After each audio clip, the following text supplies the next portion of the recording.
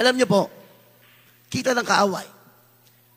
Kasi sabi ng Biblia, kung ano ang ating ikinikilos, ano ang ating ginagawa, yan ang laman ng ating puso. Mga minamahal. So makikita ng kaaway sa ating pamumuhay kung sino ang lamang. Mga minamahal, sa ating pamumuhay. Kung si Satanas ba ang lamang sa atin o ang Diyos ba ang lamang sa ating pamumuhay. Everybody say praise the Lord. Makita ng kaaway. Kaya alam niya, kapag ipinapakita mo sa kaaway ng Diyos na mas binibigyan mo ng panahon ang mga bagay na hindi spiritual kaysa sa mga bagay na spiritual, lalong lumalakas ang loob ng kaaway na guluhin ka, na sumingit sa ating buhay dahil alam niya na mas lamang siya, mga minamahal. Everybody say amen. Yeah. Ano ang ating gagawin?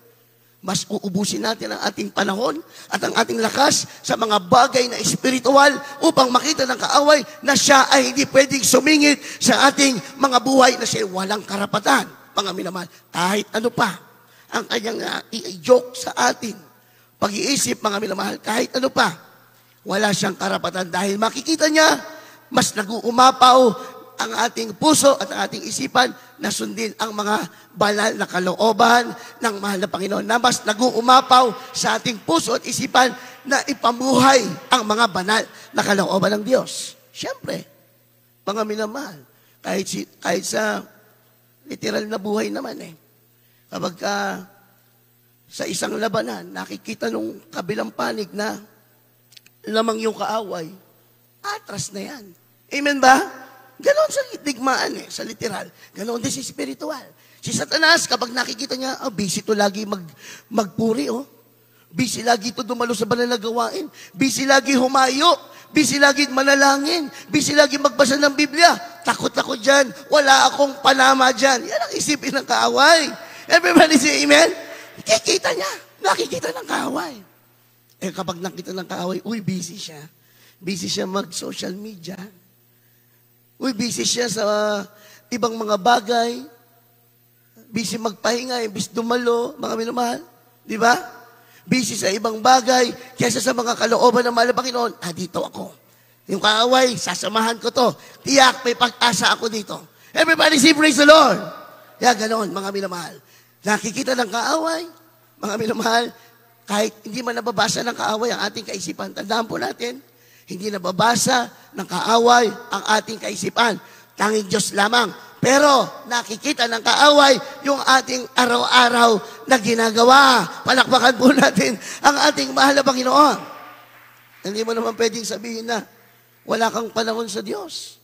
Wala kang panahon magbasa ng Biblia. Wala kang panahon magpuri. Wala kang panahon dumalo. Hindi mo pwedeng sabihin sa kaaway, mainit ako. Hindi maniwala ang kaaway. Mga minamahal, nakikita niya mas lamang ka sa panahon sa Kanya kaysa sa panahon sa mahal na Panginoon. Kaya dapat, mga minamahal, sa isipan pa lamang, nagtatagumpay na tayo. Kasi kung sa isipan pa lamang hindi ka nagtagumpay, sa laban na talaga na literal, yung katawan mo na, yung will mo na, mga minamahal, mahirap nang awatin yan. Palakpakan po natin ang ating mahal na Panginoon. Di ba? Kapag galing tayo sa trabaho, pagod tayo. Normal naman mapagod bilang tao.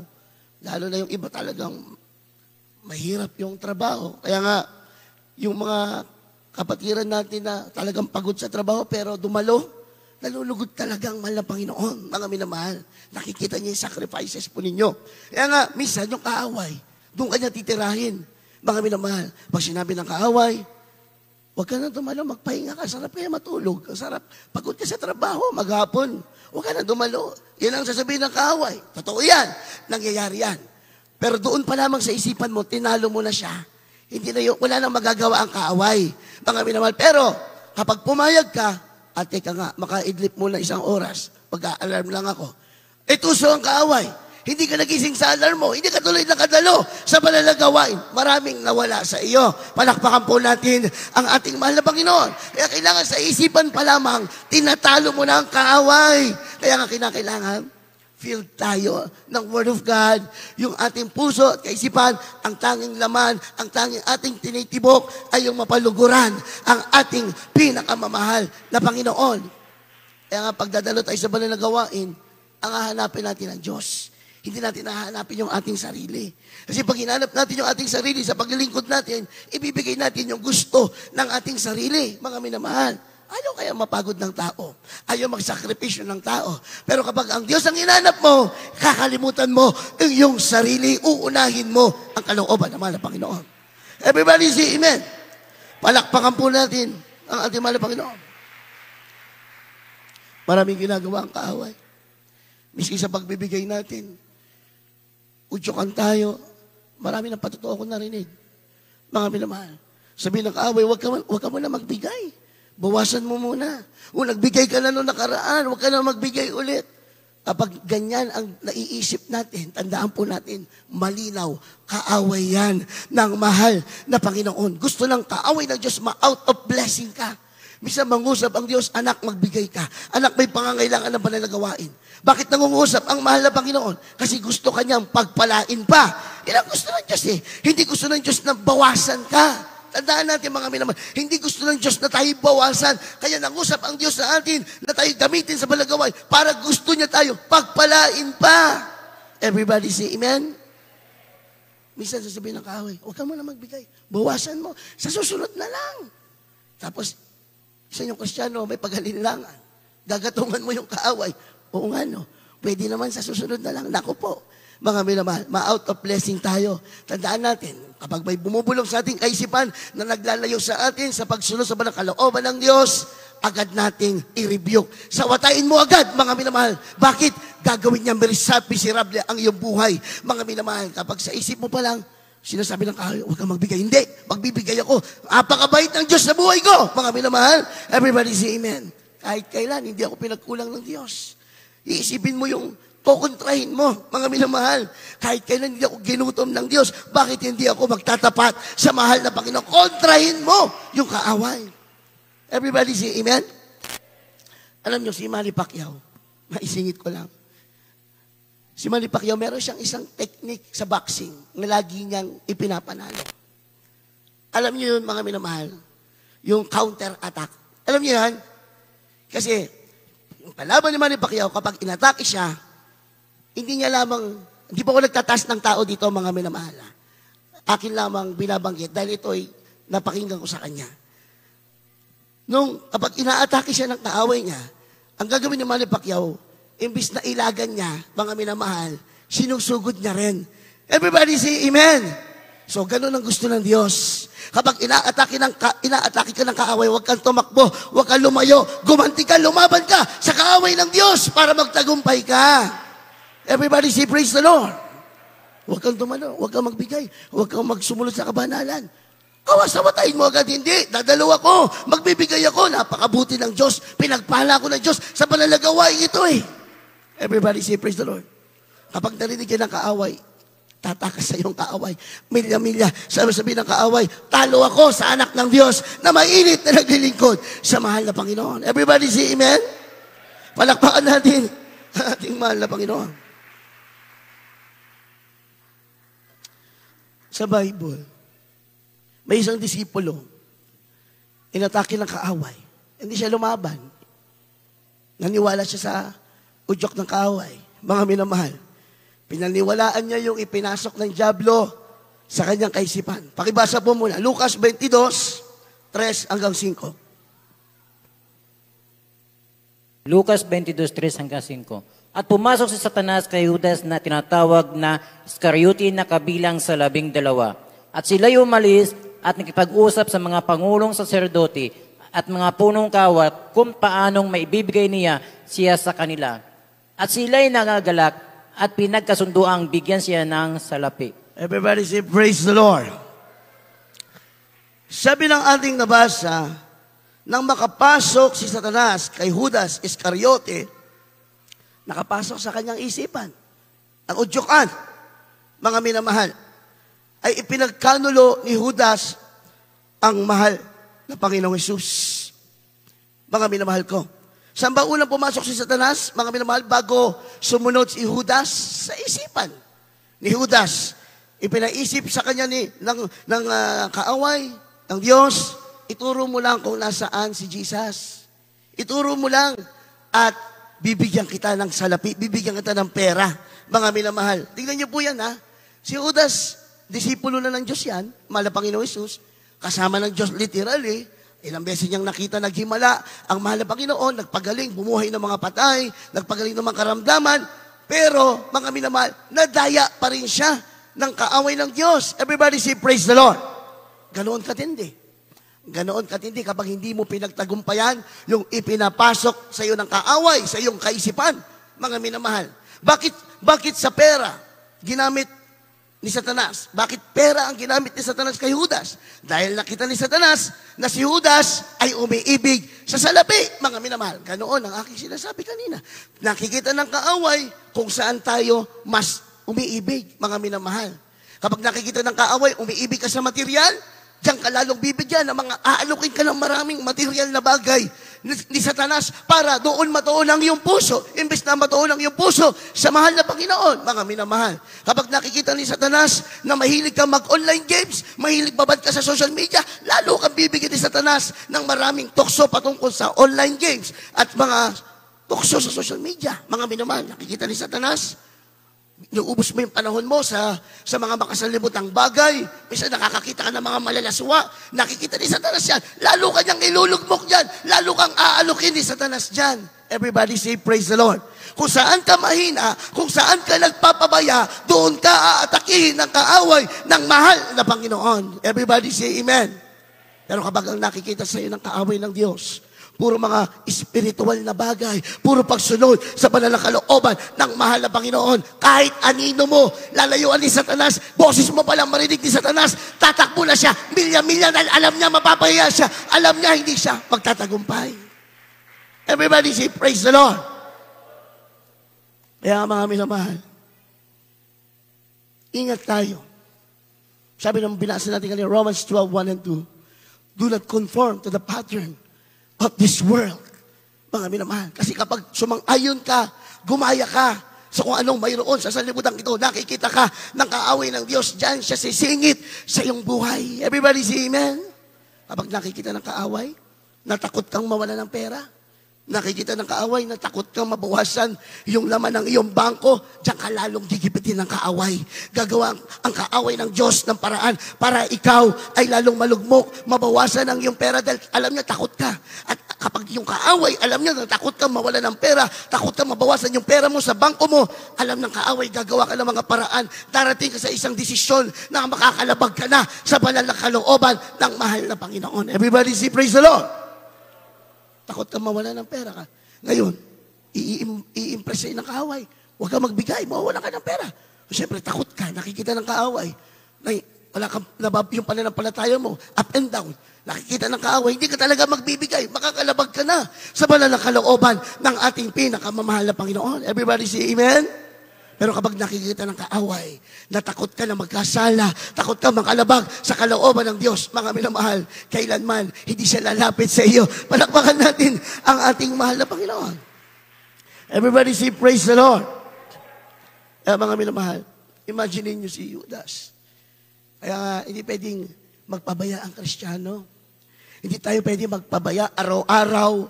Kinakailangan lumalakad tayo sa banal na kalooban ng mahal na Panginoon. Walang kapahingahan yan. Mga minamahal, hindi ka pwede magpahinga sa kabanalan. Hindi ka pwede magpahinga sa pagpupuri. Hindi ka pwede magpahinga sa pagsunod sa banal na kalooban ng Diyos. Every second, every minute of our lives, kinakailangan ang nakikita ng kaaway ng Diyos, sumusunod ka sa banal na kalooban ng mahal na Panginoon. Everybody say amen. Hindi ka pwedeng tumigil. Hindi ka pwede magpahinga sa pagsunod sa kalooban ng Diyos dahil once na nagpahinga ka, yan ang malaking oportunidad kay Satanas na siya'y makapasok sa iyong buhay. Palakpakan natin ang ating mahal na Panginoon. Di ba? Kapag umahayo ka, nagpapatotoo ka dyan, mga minamahal, lalo kang pinagpapala ng Diyos. Ang bilis ng tugon sa prayers mo. Pinagpapala yung mga mahal mo sa buhay. Kasi busy ka sa pagganap sa kalooban ng Diyos. Dumating yung time na napagod ka. Hindi ka napagod physical, ha? Napagod ka na gumanap. Palagi na lang ako. Baka pwedeng iba naman. Palagi na lang ako. Kaya nga, ikaw ang nilagay ng Diyos dyan. Kasi nakikita ng Diyos, may pakinabang ka sa ministry na yan. Tapos sasabihin mo, pagod ako ngayon, wag na lang ako, iba naman, sa susunod na lang. Diyan nakikilos ang kaaway. Sasabihin ni Satanas, yan ang aking pinakahihintay. Yan ang aking inaabangan sa iyo. Tuwan-tuwa ang kaaway. Ano ang sabi natin, beloved Mama Dear? Ang ating kapahingan sa piling na ng ating mahal na Panginoon. Kaya ayaw ng ating beloved parents of the Lord na tayo magpahinga sa mga gampanang espiritual dito sa lupa dahil alam ng ating beloved parents in the Lord, makakakilos ang kaaway ng mahal na Panginoon. Everybody say amen. Palakpakan natin ang ating mahal na Panginoon. Pag-ibasa. Ephesians 4:27, sundan agad ng James 4, verse 7. Malapit na po tayo magtapos. Epeso 4:27. Bigyang daan man ang diablo. Aklat ng Santiago, Kapitulo 4, ang talata ay 7. Pasakop nga kayo sa Diyos, datapwat magsisalansang kayo sa diablo, at tatakas siya sa inyo. Everybody say, praise the Lord. Anong sabi ng Ephesians? Wag niyong bigyan ng daan. Do not give the devil a footstool, mga minamahal. Huwag na natin isipin na malaki. Kasi ang demonyo, kahit maliit lang, makasingit siya. Mga minamahal ko. At ang sinabi ng James chapter, ang sabi ng Santiago, mga minamahal, Santiago 4:7, sabi ko ulit, sabi dito mga minamahal, pasakop nga kayo sa Diyos, datapwat magsisalangsang kayo sa diablo, at tatakas siya sa inyo. Mga minamahal, ang kaaway, ang kaya lang gawin yan, mag-alok. Papakitaan ka ng kung ano-ano, ipapaisip na yun ng kung ano-ano, pero wala siyang kapangyarihan magtagumpay sa iyo. Once na ang kaaway, tinanggihan mo, mga minamahal, aalis yan. Wala siyang magagawa. Everybody say amen? Wala siyang kapangyarihan sa atin. Kaya lamang, nakakakilos ang kaaway sa ating buhay, nagkakaroon siya ng hawakan, mga minamahal, dahil minsan naniniwala tayo sa mga ipinapaisip niya. Kahit maliit lang na pagbibigyan natin yung ipinapaisip niya sa atin, kaya siya nakakakilos sa ating mga buhay. Palakpakan po natin ang ating mahal na Panginoon. Everybody say praise the Lord. Mga minamahal, dapat puno ang ating puso, hindi dapat sakto Dapat nag-uumapaw yung ating puso at yung ating isip. Nag-uumapaw, mga minamahal ng mga banal na kalooban ng Diyos. Dapat lagi nag-uumapaw ng banal na espiritu. Yung tipo bang walang mapaglalagyan si Satanas sa ating kaisipan. Yung kapag nagbato siya sa iyo ng negatibo, tatalbog lang. Kasi punong-puno ka ng kalooban ng mahal na Panginoon. Yung isip mo at puso mo, punong-puno ng kalooban ng mahal na Panginoon. Everybody say amen. Kahit araw-arawin ka ni Satanas, nabatuhin ang mga negatibo sa mind mo, mga minamahal, mas hinihigitan mo naman, mga minamahal. Araw-araw, nananalangin ka, araw-araw, nagpupuri ka, araw-araw, nakikipag-ugnayan ka sa Diyos, araw-araw, sinusunod mo pala ng kalooban ng Diyos, walang magagawa sa iyo ang kaaway ng Diyos. Kahit alokin ka niya ng pinakamatinding tukso sa harapan mo, kapag ang puso mo at isip mo, mga minamahal, ang laman, ang mahal na Panginoon, walang magagawa ang ginagawa ng kaaway sa iyong buhay. Everybody say amen. Minsan, naniwala kasi yung ibang Kristiyano sa bulong ng kaaway, sa pinag-iisip. Pinagkukulang ka ng Diyos. Nako, hindi sapat ang pagpapala ng Diyos sa buhay mo. Gumawa ka ng paraan. Mag-isip ka ng paraan para mabuhay ka. Mga minamahal, wala sa kalooban ng Diyos ang ganoong pamamaraan. Mga minamahal, dahil sabi ng Biblia, kapag ang matuwid, mga minamahal, naglilingkod ng tapat, yung matuwid, kailanman, hindi ka pagkukulangin ng Diyos. Kailanman, hindi ka pagkukulangin ng Diyos. Ngayon, pakiramdam mo, nagkukulang ang Diyos sa iyo, hindi totoo yan. Pakiramdam mo lang yan. Kasi minsan, yung ipinapaisip sa iyo, yung ibinubulong sa iyo ng kaaway, pinaniniwalaan mo. Mga minamahal, kaya ang akala mo, nagkukulang ang Diyos sa iyo. Pero ang katotohanan, kailanman hindi nagkulang ang ating mahal na Panginoon. Everybody say, praise the Lord. Daming talata sa Bible. Yung ibon, hindi ginugutom.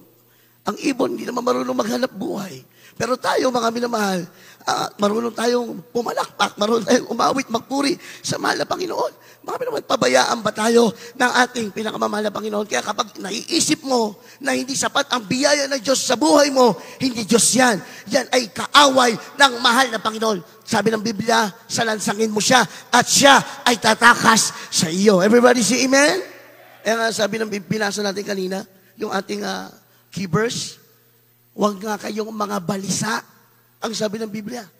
Kung ano man ang inyong daramtin, kung ano man ang inyong kakainin, huwag kayong mga balisa. Ang sabi ng Biblia, ilagak nyo lahat sa pamamagitan ng panalangin at pagpapasalamat sa ating pinakamamahal na Panginoon. Kasi kapag nabalisa ka, pinapakita mo lamang na wala kang tiwala sa Diyos na iyong pinaglilingkuran. Kapag nag-alala ka na hindi ka kayang pagpalain ng Diyos, pinapakita mo lamang sa Diyos na limitado ang kanyang kapangyarihan. Kaya nga ang sabi ng talata, idaan mo lahat sa pananalangin at may pagpapasalamat na lahat ng iyong pangangailangan, ano man ang iyong darating, anong iyong kakainin, kayang ibigay ng mahal na Panginoon. Palakpakan natin ang ating mahal na Panginoon.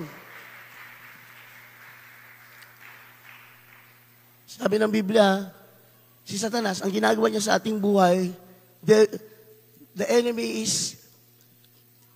come to steal, to destroy. Mga minamahal na ba, sabi ng Bible dyan, to kill. The enemy come to kill, to steal, and destroy. Yan lamang ang ginagawa ng kaaway sa ating mga buhay. Nanakawin niya yung kaligayahan mo. Nanakawin ng kaaway yung kagalakan mo. Nanakawin ng kaaway yung kapayapaan mo. Mga minamahal, aalisin ng kaaway yung pananampalataya mo. Mga minamahal ko. Kaya bakit mo pakinggan ng kaaway? Mga minamahal, lagi mo tatandaan, mga minamahal ko, ang mahal na Panginoon, kaya yan nagpunta dito sa lupa, nagkatawang tao. Ang gusto ng Diyos, magkaroon tayo ng masaganang buhay, payapang buhay. Yan ang ipinangako ng mahal na Panginoon. Kaya kung ano man ang inaalok ng kaaway, mga minamahal ko, tanggihan mo. Mga minamahal, kahit yung sitwasyon mo, sinasabi ng kaaway, ayan na nga yung sitwasyon mo eh. Ayan na ba't hindi ka maniwala sa akin? Mga minamahal, tandaan natin, kahit isa sa mga sinabi ng kaaway, walang tama. Palakpakan natin ang ating, walang tama. Kahit kailan hindi nagsabi ng tama, ng totoo, ang kaaway ng Diyos, lahat pandaraya, lahat paglilin upang ang Kristiyano ay mawala sa paglilingkod sa ating mahal na Panginoon. Palakpakan po natin ang ating mahal na Panginoon. Kaya, para yung mga ibinabato ng kaaway sa ating kaisipan ay hindi makakilos, hindi mag-enter sa ating may. Sabi ng Biblia, isipin natin lahat ng mga bagay na nasa itaas. Yung mga bagay na spiritual, yung mga bagay na eternal. Mga minamahal, pakibasa muna. Colossians chapter 3 verse 2. Last verse na po. Mga minamahal, maganda na po ating mga awit ng mga manugtog. Amen. Colosas 3:2. Ilagak ninyo ang inyong pag-iisip sa mga bagay na nangasa itaas, huwag sa mga bagay na nangasa ibabaw ng lupa. Everybody say amen. Mahina, mga minamahal. Everybody say amen. Kasi, kapag ang isipan ng Kristiyano nandito sa lupa, puro pang sarili, mga minamahal, puro mga gawang hindi espiritual, mga minamahal ko, magiging malungkot ang ating puso, mga minamahal. Kasi, hindi ka basta satisfied. Kasi ang Kristiyano, panlangit, ang ating satisfaction doon sa lahat sa mga bagay sa kalangitan, mga minamahal. Kaya para hindi tayo madaya ng kaaway, ano ang mananahan sa ating puso at kaisipan? Hindi yung mga bagay dito sa lupa, mga minamahal. Yung mga bagay na nandun, ipinangako sa atin ng ating pinakamamahal na Panginoon. Everybody say, praise the Lord. Palakpakan po natin ang ating mahal na Panginoon. Kaya mga minamahal, kapag nakikita ng kaaway na pinagsisumikapan mo maigi yung mga bagay dito sa sanlibutan na temporal, dyan siya magtatrabaho sa buhay mo, mga minamahal. Diyan siya magtatrabaho sa buhay mo. Kahit gusto mong tanggihan, mga minamahal, mawawalan ka ng lakas na tanggihan. Bakit, mga minamahal? Kasi yung puso mo nanahan na doon sa mga bagay na temporal dito sa lupa. At kulang yung oras mo sa mga bagay na espiritual. Kaya doon makakakilos ang kaaway ng ating pinakamamahal na Panginoon. Kaya dapat, ang sabi ng ating talatang binasa, ang ating puso, ang ating isip, laging ang pinananahanan yung mga bagay na ipinangako sa atin ng ating pinakamamahal na Panginoon. Everybody say amen. Everybody shout, praise the Lord. Kasi mga minamahal, sabi ng Biblia, tayo mga nasuling araw na po, mga minamahal, magtrabaho talaga matindi ang kaaway. Magtrabaho talaga siya.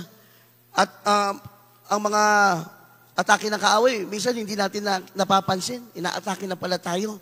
Mga minamahal, kaya minsan bigla tayo may mga paalala, minsan may mga pagsubok tayong biglaan, minsan hindi natin nabantayan, mga minamahal ko.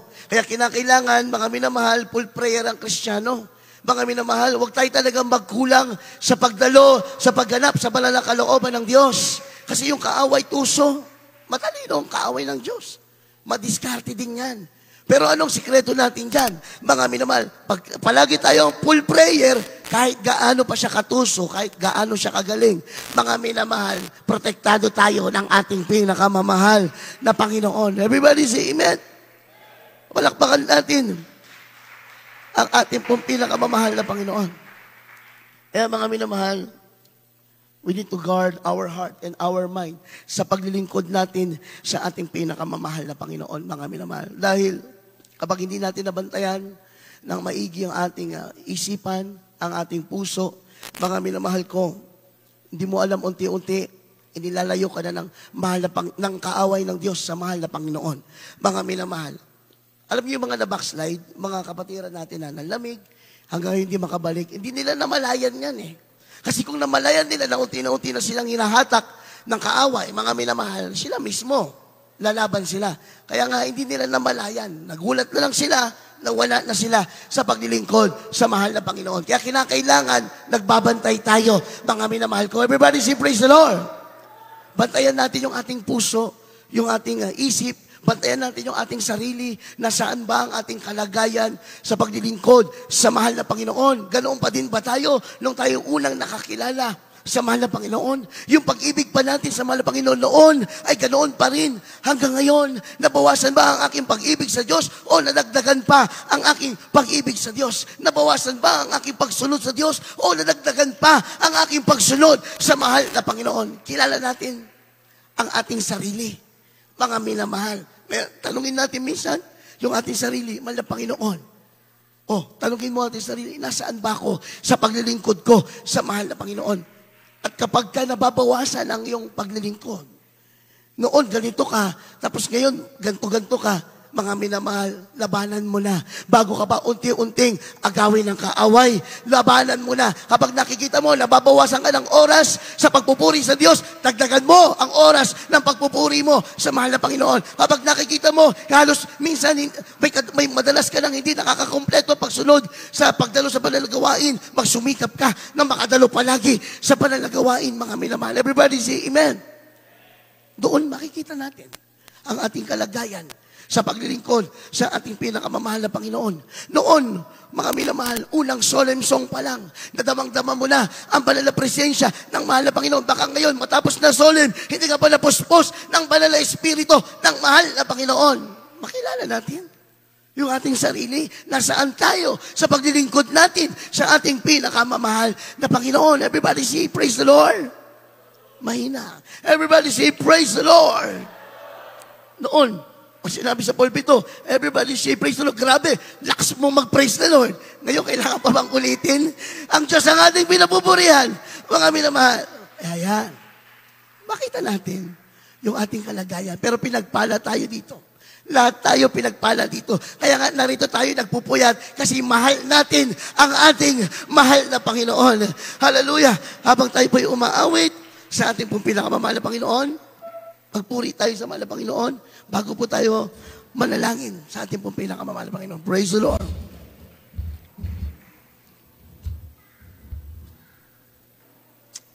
Hallelujah, hallelujah. Ating handa, ating puso at isip sa ating mahal na Panginoon. Bulay-bulayin po natin ang salita ng Diyos sa umagang ito, mga minamahal, ano ang naging reflection nito sa ating buhay?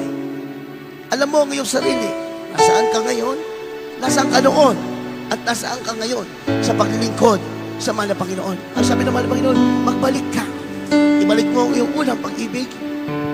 Mga minamahal ko, hallelujah, hallelujah.